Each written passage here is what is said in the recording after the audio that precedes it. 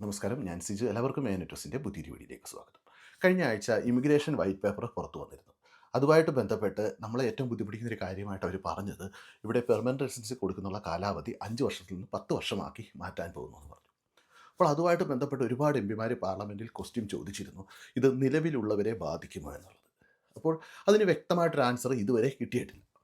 അന്ന് അത് കഴിഞ്ഞും പാർലമെൻറ്റിൽ ഈ ക്വസ്റ്റ്യൻ ചോദിച്ചപ്പോൾ മെയ് 21-ാം തീയതി, അതായത് 2 ദിവസം മുമ്പും ഇതിന് നമുക്ക് കിട്ടിയ ആൻസർ എന്ന് പറഞ്ഞു കഴിഞ്ഞാൽ ഒരു വ്യക്തമായിട്ടൊരു ആൻസർ അവർ പറഞ്ഞില്ല. അവർ ഈ വർഷം അവസാനത്തോടെ ഒരു തീരുമാനം എടുക്കും, അന്നേരം അറിയിക്കും എന്നുള്ള രീതിയിലാണ് പറഞ്ഞിരിക്കുന്നത്. അതുപോലെ തന്നെ ഗവൺമെൻറ് വെബ്സൈറ്റിൽ വന്ന ചില അപ്ഡേറ്റുകൾ വെച്ച് നോക്കുമ്പോൾ യു കെയിലുള്ളവരെയും ബാധിക്കാൻ ചാൻസ് ഉള്ള രീതിയിൽ തന്നെയാണ് മുമ്പോട്ട് പോയിക്കൊണ്ടിരിക്കുന്നത്. അതിൻ്റെ സ്ക്രീൻഷോട്ട് ഞാനിവിടെ കാണിക്കാം. യു കെ ഗവൺമെൻറ് വെബ്സൈറ്റിലെ പേജുകൾ മാത്രമാണ് ഞാനിന്ന് ഈ വീഡിയോയിൽ കാണിക്കുന്നത്. അപ്പോൾ അതിനെതിരെ പ്രതികരിക്കണം എന്ന് നമ്മൾ അന്ന് തൊട്ടേ പറഞ്ഞിരുന്നു.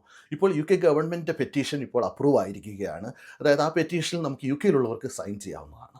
ഈ പെറ്റീഷൻ നമ്മുടെ ചേഞ്ച് ഡോട്ട് ഓർഗനൈസേഷൻ്റെ പെറ്റീഷൻ പോലെയല്ല, അത് പാർലമെൻറ്റിൽ ചർച്ചയ്ക്ക് എടുക്കുന്നതല്ല, അത് ജസ്റ്റ് ഒരു അവയർനെസ് കൊടുക്കാൻ വേണ്ടി മാത്രം യൂസ് ചെയ്യുന്നതാണ് സാധാരണ ചേഞ്ച് ഡോട്ട് ഓർഗനൈസേഷൻ്റെ. പക്ഷേ യു കെ ഗവൺമെൻറ് പെറ്റീഷൻ, അതിൻ്റെ ലിങ്ക് ഞാൻ ഡിസ്ക്രിപ്ഷൻ ബോക്സിൽ കൊടുക്കാം. യു കെ ഗവൺമെൻറ് പെറ്റീഷൻ ആകുമ്പോൾ അതിൻ്റെ പ്രത്യേകത എന്ന് പറഞ്ഞാൽ അതിന് 10,000 വോട്ടുകൾ കിട്ടിക്കഴിഞ്ഞാൽ ഗവൺമെൻറ് അതിനെ റെസ്പോണ്ട് ചെയ്യും, അവരെ എന്താണ് ചെയ്യാൻ ഉദ്ദേശിക്കുന്നത് എന്നുള്ളത്. പക്ഷേ അതിനകത്ത് ഏറ്റവും നല്ല കാര്യം എന്ന് പറഞ്ഞാൽ 1,00,000 വോട്ട് അതിന് കിട്ടിക്കഴിഞ്ഞാൽ പാർലമെൻറ്റിൽ ഇതിൻ്റെ ഡിബേറ്റ് വരും.